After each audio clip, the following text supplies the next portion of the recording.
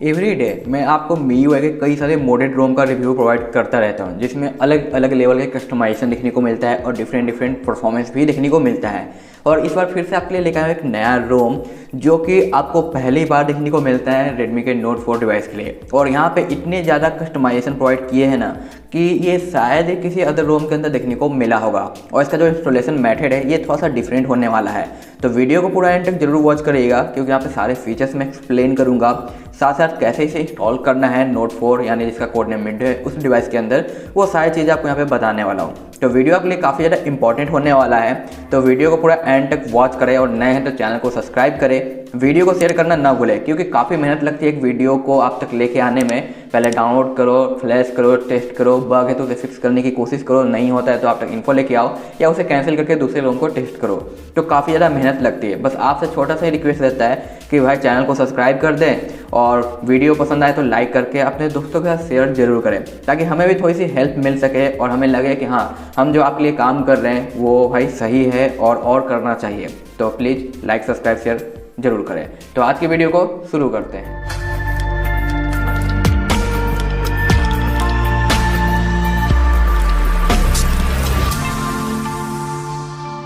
Hello everyone, I am MK and you are watching tech office. और आज की इस वीडियो में बात करने वाले हैं यहाँ पे MIUI के एक DK एडिशन के बारे में, जो कि फर्स्ट टाइम हमें देखने को मिला है। और इसे पोर्ट किया गया है Redmi के Note 5 Pro के डिवाइस से, और इसका पहला अपडेट Redmi के Note 7 और Note 7S के लिए आया था, जिसका मैंने कंप्लीट डिटेल दे दिया है। तो आप या आपके फ्रेंड्स कोई भी यूजर हैं Note 7 या Note 7S के, तो उन्हें सजेस्ट करें, वीडियो मिल जाएगी आपको मेरे चैनल पे, और उसके प्ले लिस्ट में भी आप चेक कर सकते हो। ये जो रोम है आपको Android 10 के ऊपर देखने को मिल जाता है। तो Android 11 पे अभी एक ही रोम आया था, उसका अभी तक कोई अपडेट नहीं आया है। जैसे आएगा वीडियो आपको मिल जाएगी। यहाँ पे आपको लेटेस्ट सिक्योरिटी पैच जो कि 2020-11.5 का देखने को मिलता है। यहाँ पे आपको दिखाई देता है MIUI 12.2 का एंड्रॉइड क्रिएटिक का 12.2.1.0 एक स्टेबल बिल्ड है। तो देखते हैं कि क्या परफॉर्मेंस पे इसकी स्टेबल जैसी देखने को मिलती है या फिर डिफरेंट। यहाँ पे आपको देखने को मिलता है मॉडल। उसके बाद यहाँ पे आपको इथेरियल का कर्नेल यूज किया गया है। आप चाहो तो चेंज कर सकते हो, अंडरग्राउंड का, प्योर CAF का, जो भी आपको मर्जी है वो यूज कर सकते हो। ठीक है, 3.8 वाले जितने भी कर्नेल वगैरह हैं उनका। अगर आते हैं तो यहाँ पे आपको देखने को मिलता है इसका अबाउट सेशन, जहाँ पे कुछ इस तरीके से पॉपअप में इसका नाम दिखाई देता है और क्रेडिट्स वगैरह देखने को यहाँ पे मिल जाते हैं। तो सारी डिटेल यहाँ पे आपको मिल जाएगी इस रोम के बारे में। लेकिन आगे क्या है इसके अंदर कस्टमाइजेशन, उसके बारे में बात करेंगे और क्या कमियां मिलती है, क्योंकि हर एक पोर्ट रोम के अंदर कुछ ना कुछ कमी मिलती ही मिलती है। तो यहाँ पे भी है, तो ये डिपेंड करेगा आपके ऊपर कि जो कमी है वो आपके लिए यूजेबल थी या नहीं थी। ठीक है, तो पहले सेटिंग की बात करें तो यहाँ पे ऑलवेज ऑन का ऑप्शन मिलता है, जहाँ पे कोई क्लॉक नहीं दिया गया है। लेकिन Note 7 के लिए यहाँ पे क्लॉक था अवेलेबल, जबकि यहाँ पे नहीं है। कोई बात नहीं, इससे बैटरी ड्रेन ज़्यादा होता है, तो ना रहे तो भी ठीक है। यहाँ पे आपको चार्जिंग के एनिमेशन मिल जाते हैं जो कि सारे काम करते हैं। मैंने सबको टेस्ट किया है, तो अगर आप इसे यूज करते हो तो आपके काफ़ी काम आने वाला है। डिस्प्ले के अंदर आपको ये डार्क मोड और लाइट मोड मिल जाता है, शेड्यूल मिल जाता है। एक छोटी सी कमी मुझे यहाँ पे मिली है रीडिंग मोड का, ठीक है, लेकिन इसे आप इजीली फिक्स कर सकते हो। कैसे करना है, तो उसके लिए आपको आ जाना है कलर के ऑप्शन पे, और जिस टाइप का आपको रीडिंग मोड चाहिए कलर, वो ऐसा खुद से यहाँ से क्रिएट कर सकते हो। देख सकते हो यहाँ पे जो रेड हो गया, तो आपको रीडिंग मोड विदाउट किसी थर्ड पार्टी ऐप का यूज किए हुए आप यहीं से जो चेंज कर सकते हो, इनेबल डिसेबल है जो कर सकते हो। तो यहाँ से भी आप रीडिंग मोड का बेनिफिट ले पाओगे। साथ साथ यहाँ पे आपको मिल जाता है बहुत सारा कस्टमाइजेशन, और इसके अलावा भी अलग कस्टमाइजेशन मिलता है। तो ये 360 का रोटेशन प्रोवाइड करता है। इसे इनेबल करने के बाद आप किसी भी ऐप को पूरा राउंड कर सकते हो। उसके बाद यहाँ पे DP आपको मिल जाता है, पिक्चर इन पिक्चर मोड मिलता है, लेकिन यहाँ पे अलग लैंग्वेज यूज किया गया है। तो यहाँ पे आप खुद से डिसाइड कर सकते हो चेक करके, अगर आप PIP मोड यूज करते हो तो। इसके कहीं पे भी क्लिक करने की फैसिलिटी आपको ये देता है। एक्शन बार टाइप आपको यहाँ पे मिल जाएगा, और सिस्टम में कुछ एनिमेशन मिलते हैं जहाँ पे आप पॉपअप एनिमेशन यहाँ पे बदल सकते हो, लिस्ट एनिमेशन वगैरह मिल जाएंगे। ऑफ करने का एनिमेशन मिलता है, जो कि मैंने यहाँ पे रैंडम डाल रखा है। बाकी कई सारे ऑप्शन हैं, तो जब भी मैं यहाँ पे इसे ऑफ करूँगा, आप देख सकते हो यहाँ पे स्लाइड करने पे अलग सा एनिमेशन दिखाई दे रहा है आपको। ठीक है, यहाँ पे आपको देखने को मिलेगा ऊपर और नीचे की ओर। तो ये एनिमेशन है लिस्ट वगैरह का, और जब भी मैं इसे टर्न ऑफ करूँगा तो आपको अलग टाइप का एनिमेशन देखने को मिलेगा। तो जितने बार भी मैंने रैंडम डाला है तो डिफरेंट एनिमेशन दिखाई देगा लॉक करने का।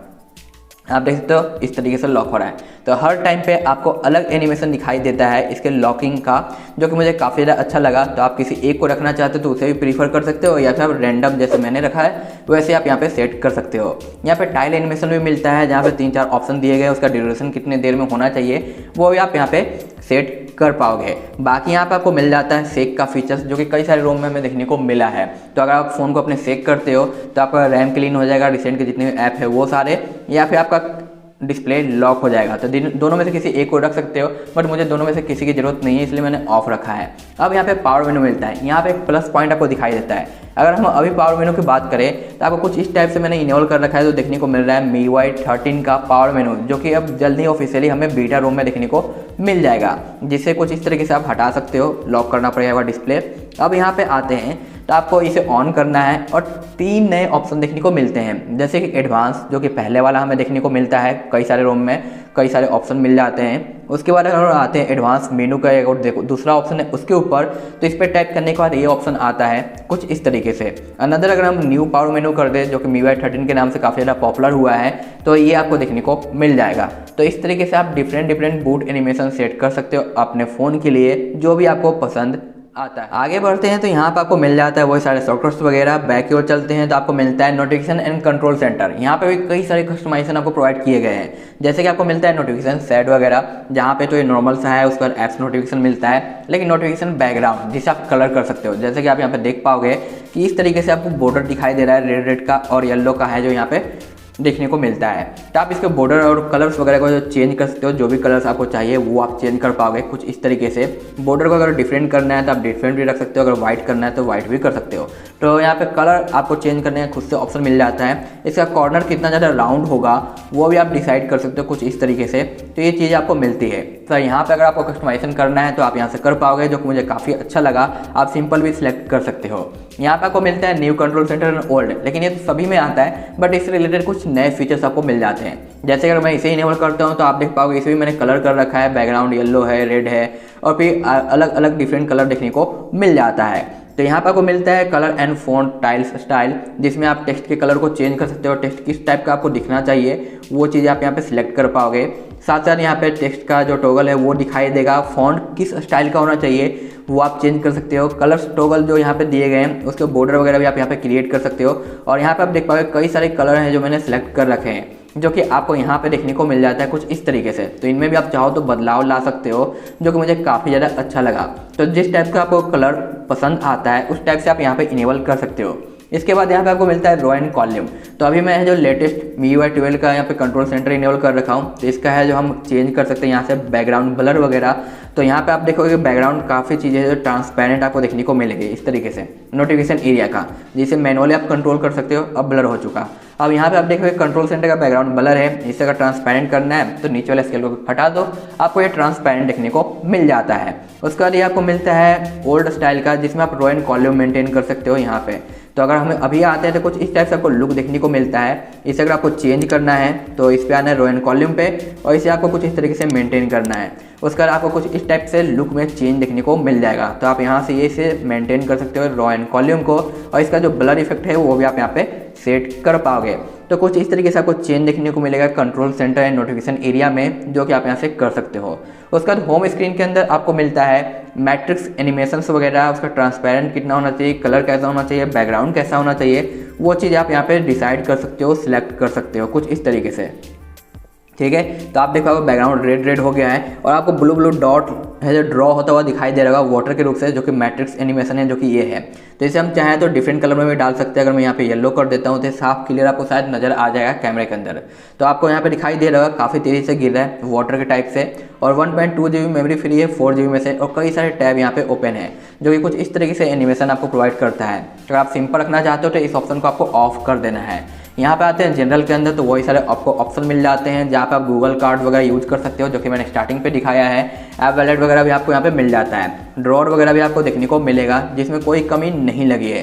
एक छोटी सी और कमी मुझे यहाँ पे मिली है इस रोम के अंदर, वो है फिंगरप्रिंट के सपोर्ट का। ठीक है, तो फिंगरप्रिंट का सपोर्ट अभी काम नहीं कर रहा है, लेकिन इसे फिक्स किया जा सकता है। कैसे करना है, चलिए उसके ऊपर एक नज़र डाल लेते हैं। क्या करना है, सबसे पहले आपको अपने होम स्क्रीन पे आना है, सेटिंग पे लॉन्ग प्रेस करना है, ऐप इन्फो पे जाना है, और यहाँ पे इसका जो डेटा है इसे क्लीन कर देना है। ओके, क्लीन हो जाने के बाद एक बार फिर से आपको रीओपन कर लेना है। ये कभी कभी वन टाइम में कभी काम नहीं करता है। इसे क्लीन कर लेंगे, ओपन करेंगे, और एक बार फोर्स स्टॉप कर देंगे दोबारा। ठीक है, क्योंकि वन टाइम में मैंने कई बार नोटिस किया है कि प्रॉब्लम करता है। तो फोर्स स्टॉप हो चुका। अब यहाँ पे फिर से क्लीन मार देंगे। ये 2-3 बार ट्राई कर लेने के बाद आपको अपनी सेटिंग की ओर आना है, ठीक है। थोड़ा सा टाइम लगेगा मे बी ओपन होने में, क्योंकि अभी क्लीन वगैरह किया गया था। अब आते हैं फिंगरप्रिंट के ऊपर और यहाँ पे पासवर्ड को इन करेंगे और अपने फिंगरप्रिंट को अगर हम अटैच करेंगे तो आप देखोगे हमारा फिंगरप्रिंट जो रिस्पॉन्स देने लग गया है। तो इस तरीके से आप अपने फिंगरप्रिंट को अटैच कर सकते हो अगर आपका काम नहीं करता है तो कोई भी पैच की जरूरत नहीं पड़ेगी, बस डेटा आपको क्लीन करना है, उसके बाद आप यहाँ पे यूज कर पाओगे, ओके। और यहाँ पे 2 ऑप्शन और नजर आते हैं जिसमें ये फिर से डिफरेंट लैंग्वेज में है। तो इस ऑप्शन का काम है कि जब भी आप अपने डिवाइस को रिबूट करोगे और ऑन होगा तो आपको विदाउट डिस्प्ले पासवर्ड इन किए हुए फिंगरप्रिंट से अनलॉक करने की फैसिलिटी ये प्रोवाइड करेगा। और ये वाइब्रेट जब भी आप अनलॉक करोगे तो फील होगा। ड्यूल फेस अनलॉक मिलता है, प्राइवेसी प्रोटेक्शन लेटेस्ट वाला मिल जाता है, जहाँ पे ये सारी चीज़ें आप है जो मैनेज कर सकते हो। कुछ इस तरीके से नोटिफिकेशन वगैरह का आपको शो करेगा। उसके बाद आपको ऐप्स के सारे फीचर्स मिल जाते हैं। एडिशनल के अंदर आप रीजन वगैरह भी चेंज कर सकते हो। कोई भी दिक्कत यहाँ पे नहीं आती है, तो मैंने टेस्ट किया है, कोई भी रिबूट का इशू देखने को नहीं मिलता है। बैक की ओर आते हैं तो यहाँ पे जितने भी ऑप्शन है सब काम करते हैं। क्लियर स्पीकर भी मिलता है, लेकिन साउंड इफेक्ट यहाँ पे आपको वर्किंग नहीं मिलेगा। इसके लिए आपको वाइपर का यूज करना पड़ेगा। तो वाइपर फॉर एंड्रॉइड कैसे एक्टिवेट करना है मैंने उसके ऊपर डेडिकेटेड वीडियो दिया है, आप उसे वॉच कर लेना, उसके बाद आप बेनिफिट ले पाओगे। गैलरी है जो हमें थोड़ा सा लेटेस्ट मिलता है, ज़्यादा लेटेस्ट में नहीं कहूँगा, क्योंकि यहाँ पे आपको देखने को मिल जाता है स्काई के सारे फिल्टर्स वगैरह जो कि आप यूज कर सकते हो। यहाँ पे ब्लूटूथ को मैंने यूज किया है तो ब्लूटूथ में कोई इशू नहीं आई है। आप कॉलिंग के लिए यूज कर सकते हो या फिर आप मीडिया लिसन वगैरह के लिए इसका बेनिफिट है जो ले सकते हो। तो इनमें मुझे कोई दिक्कत देखने को नहीं मिला है। यहाँ पे आप देख सकते हो लेटेस्ट वाला आपको एबलेट वगैरह दिया गया है जो कि अच्छे से काम करता है और बैटरी कनेक्टेड दिखाएगा आपका जो ब्लूटूथ डिवाइस है उसका। साथ साथ यहाँ पे गूगल का कैलेंडर ऐड किया गया है, MIUI के कैलेंडर को रिमूव कर दिया गया है। गूगल का भी ऑप्शन देखने को मिलता है जहाँ पे गूगल असिस्टेंट आप यूज कर सकते हो। कुछ इस तरीके से आपको कलर इफेक्ट देखने को मिलेगा और ये काम भी करता है। इसके अगर परफॉर्मेंस यानी Unroot की हम बात करें तो यहाँ पे जो Unroot का स्कोर है वो मैं कहूँगा ठीक ठाक है, बट आप चेंज करके और ज़्यादा बूस्ट कर सकते हो। यहाँ पे टोटल स्कोर 92014 का देखने को मिलता है जो कि इसके ट्यूटोरियल कर्नेल पे हमें देखने को मिला है। तो इसमें आप चाहो तो अपग्रेड वगैरह कर सकते हो। और गेम टर्बो भी अच्छे से काम करता है, लेकिन गेम टर्बो के अंदर कोई भी लेटेस्ट फीचर्स नहीं मिलता है जैसे कि वॉइस चेंजर वगैरह का। और बैंकिंग के ऐप भी प्रॉपर काम करता है और यहाँ पे आपका नेट सेफ्टी भी बिल्कुल नहीं पास रहेगा। और जो डिवाइस है वो भी भाई सर्टिफाइड है, यानी आपको संतुष्ट मिलता है, कोई भी इशू देखने को नहीं मिलेगा। तो मैं आपको यहाँ पे दिखा दूँ कि हमारा जो नेट सेफ्टी है ये फिक्स मिलता है। और पिक्चर क्वालिटी के लिए आप GCam का यूज कर सकते हो, आपको बेहतरीन पिक्चर क्वालिटी देखने को मिलेगा। और इसका जो MIUI का कैमरा दिया गया है ना, इसमें कोई भी सेटिंग आपको देखने को नहीं मिलता है। ऊपर की ओर आप देख सकते हो कोई भी सेटिंग का आइकन नहीं आ रहा है, बट बाकी जितने फीचर से काम करते हैं सिवाय पोर्ट्रेट के, तो कैमरा भी आप यूज कर सकते हो। अब बात करते हैं कि भाई इसे फ्लैश कैसे करना है, तो स्विच करते हैं हम Twrp की ओर। और वीडियो पसंद आया तो लाइक जरूर करें। फ्लैश करने के लिए सबसे पहले आपको फ़ोन को ऑफ करना है, उसके बाद आपको पावर बटन और वॉल्यूम अप को लॉन्ग प्रेस करना है ताकि आपका फ़ोन ऑन हो सके Twrp रिकवरी में। और जैसे ही फ़ोन वाइब्रेट करता है पावर बटन को लीव करना है और वॉल्यूम अप को लॉन्ग प्रेस किए रखना है जब तक कि आपका रिकवरी ऑन नहीं होता। तो यहाँ पे कुछ ही सेकंड के अंदर आपका रिकवरी आ जाएगा।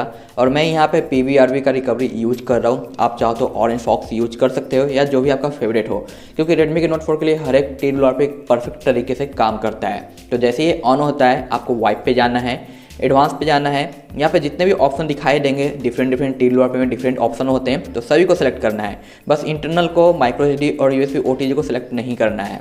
उसके बाद आपको स्वाइप कर देना है। स्वाइप करते ही सब कुछ है जो डिलीट हो जाएगा, जो कुछ भी आपके फ़ोन के अंदर था, ठीक है, बस इंटरनल का फाइल रहेगा। उसके बाद इंस्टॉल पे जाना है और अपने फाइल को ब्राउज करना है जहाँ पे अपने फाइल को डाउनलोड करके रखा हुआ है। तो हम आ जाते हैं अपने फाइल के ऊपर जो कि है हमारा ये रहा MIUI का DK, ठीक है, जो कि 12 का 2.1 है स्टेबल बिल्ड। इसे सेलेक्ट करेंगे और स्वाइप कर देंगे। ये सेम रोम का रिव्यू मैंने Redmi के Note 7 के लिए प्रोवाइड कर दिया है जहाँ पे ह्यूज कस्टमाइजेशन मिलता है। तो आप या आपके कोई फ्रेंड हैं जो कि Note 7 के यूजर्स हैं या Note 7S के, तो उन्हें प्लीज़ सजेस्ट करें मेरे चैनल को ताकि वो भी वीडियो को वॉच करके बेनिफिट ले सके इस रोम का। इसके कंप्लीट फ्लैश हो जाने के बाद आपको क्या करना है, एक बार वाइप कैच करना है और उसके बाद रिबूट पे टैप कर देना है। और ऑन होने में थोड़ा सा टाइम लगेगा, तो सेटअप कंप्लीट करना है। और अभी एक पैच अवेलेबल है जो कि आपके लिए काफ़ी ज़्यादा इंपॉर्टेंट होने वाला है। तो अभी वीडियो खत्म नहीं हुई है, पूरा देखें। और लाइक, सब्सक्राइब और शेयर नहीं किया तो प्लीज़ भाई रिक्वेस्ट है कि वीडियो को शेयर करें और लाइक कर दें वीडियो को पसंद आया है तो सेटअप करके चलते हैं होम स्क्रीन पे। तो यहाँ पे फाइनली पूरा सेटअप कंप्लीट हो चुका है और फ़ोन ऑन हो चुका है। अब क्या करना है, आपको पैच डालना है उसे फिक्स करने के लिए माइक वगैरह को।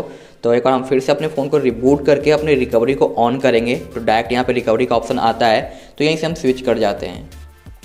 तो यहाँ पे रिकवरी ऑन हो चुका है। अब क्या करना है, आपको वाइप पे जाना है एडवांस पे जाना है, यहाँ पे एक वेंडर का ऑप्शन नजर आएगा। ठीक है, तो जो भी आप रिकवरी यूज कर रहे हो सभी के अंदर वेंडर इंक्लूड होता है। अगर नहीं है तो आप रिकवरी को चेंज कर लेना, आपको वेंडर का ऑप्शन नजर आ जाएगा। इसे सेलेक्ट करना है और उसके बाद आपको स्वाइप कर देना है। वेंडर वाइप हो जाने के बाद होम पे आना है, इंस्टॉल पे जाना है और जो पैच दिया गया है फिक्स माइक का उसे आपको ब्राउज करना है जहाँ पे आपने डाउनलोड करके रखा है। तो ये रहा फिक्स।